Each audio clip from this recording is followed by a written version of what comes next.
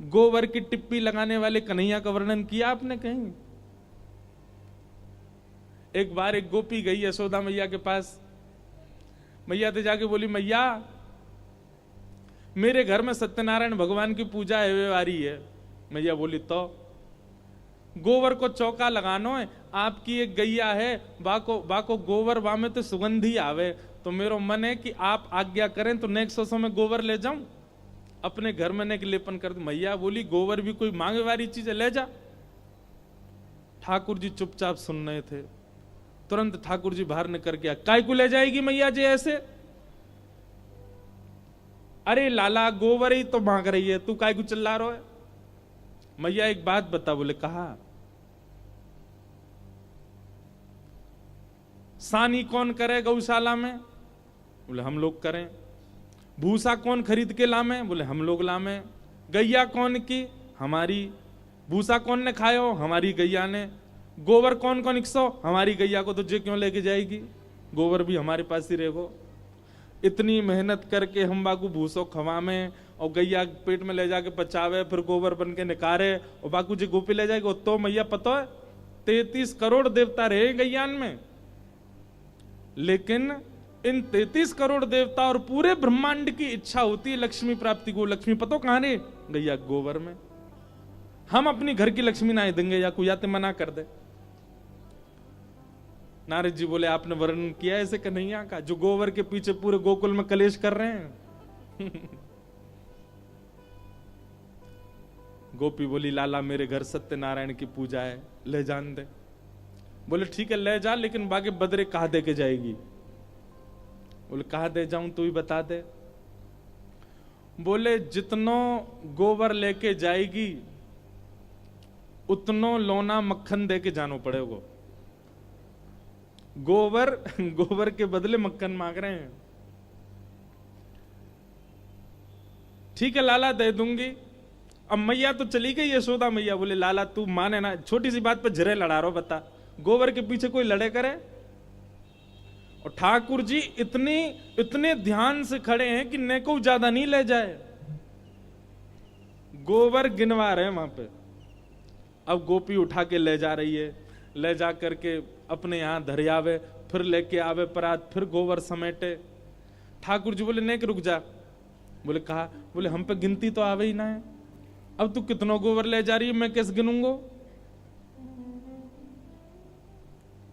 गोपी बोली, लाला जी तो अब काम खराब है गयो, और कहीं मैं ज्यादा गोबर लेगी कम मक्खन देगी। तो बोले, हाँ यही बात है, अब या को तो कुछ निधान तो बताना पड़ेगा, मैं कैसे गिनूं गोबर, मुंह पे तो आवे ना गिनती।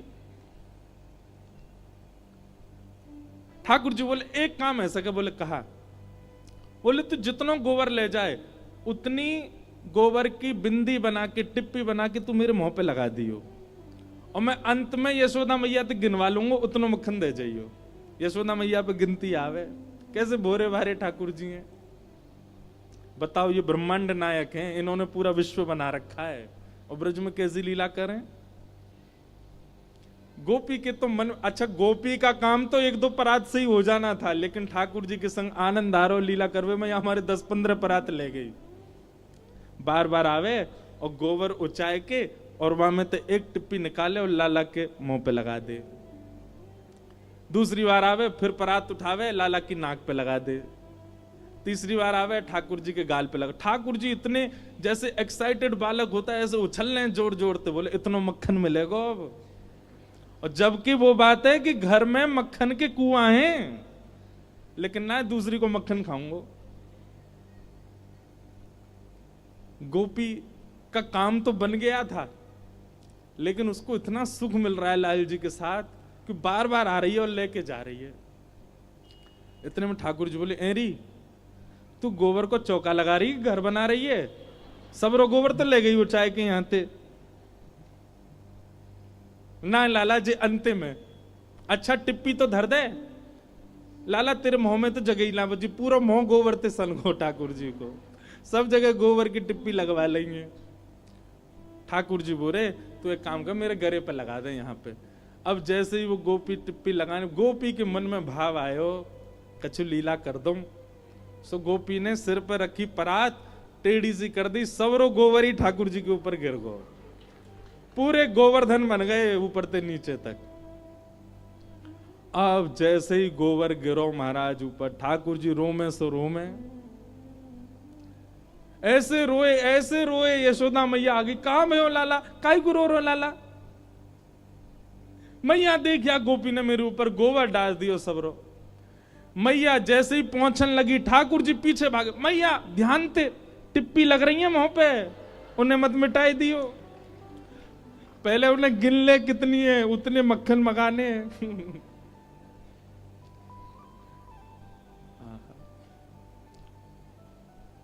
कैसे कोई प्रेम ना करे इतने ऐसे स्वभाव वालों से। और वही नारद जी महाराज कह के जा रहे हैं, बताओ आपने ऐसी लीलाओं का कहीं वर्णन किया जहां परमात्मा श्री कृष्ण, परब्रह्म श्री कृष्ण, त्रिलोकीनाथ, जगत नियंता श्री कृष्ण ऐसी लीला कर रहे हैं।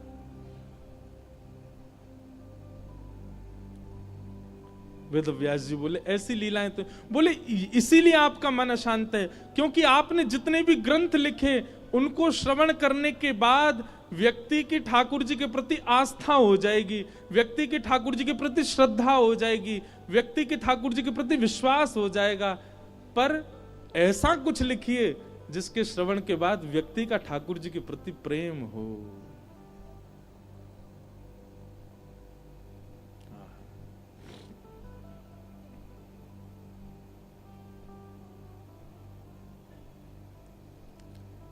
कौन पावे आको पार, हमारे ब्रज में गाते हैं, अरे कौन पावे आको पार, प्रेम ने दिया की सदा उल्टी बहे धार। कौन पावे आको पार, प्रेम ने दिया की सदा उल्टी बहे धार।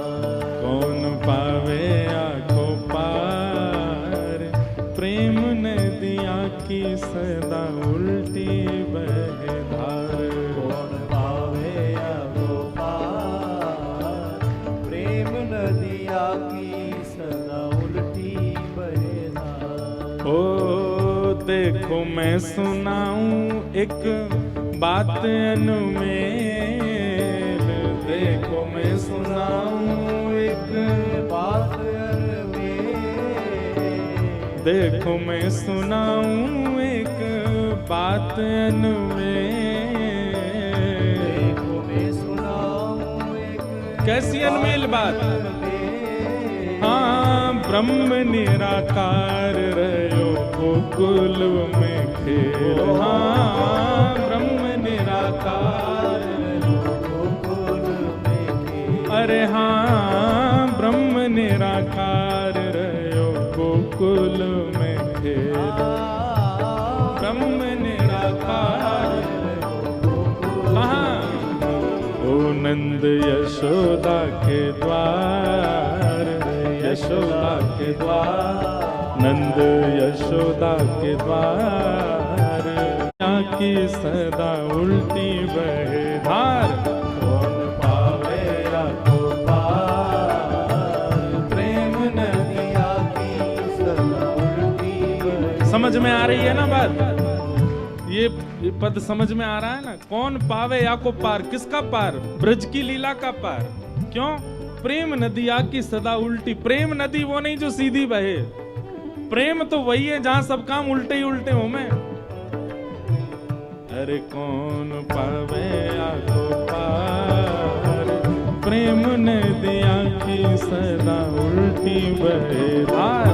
कौन पावे आको पार, प्रेम नदिया की सदा उल्टी बहे धार। कौन पावे आको पार, प्रेम नदिया की सदा उल्टी बहे धार।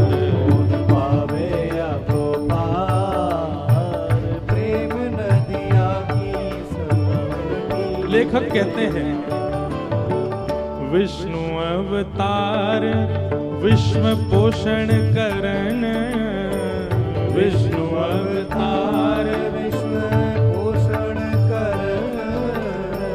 विष्णु अवतार विश्व पोषण करन।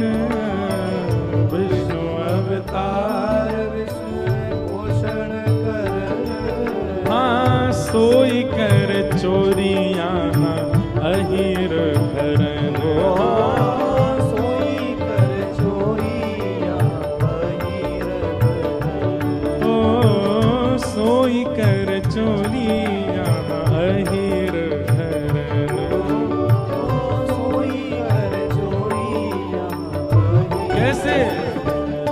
निज प्रभुता विसार, प्रभुता विसार, निज प्रभुता विसार, प्रभुता विसार। हाँ, प्रेम नदिया की सदा उल्टी बहधार।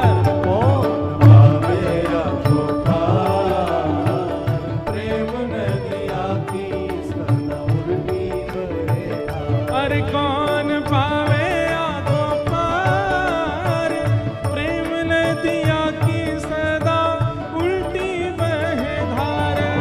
पावे आगो पार, प्रेम नदिया की सदा उल्टी बहे धार। कौन पावे आगो पार, प्रेम नदिया की सदा उल्टी बहे धार।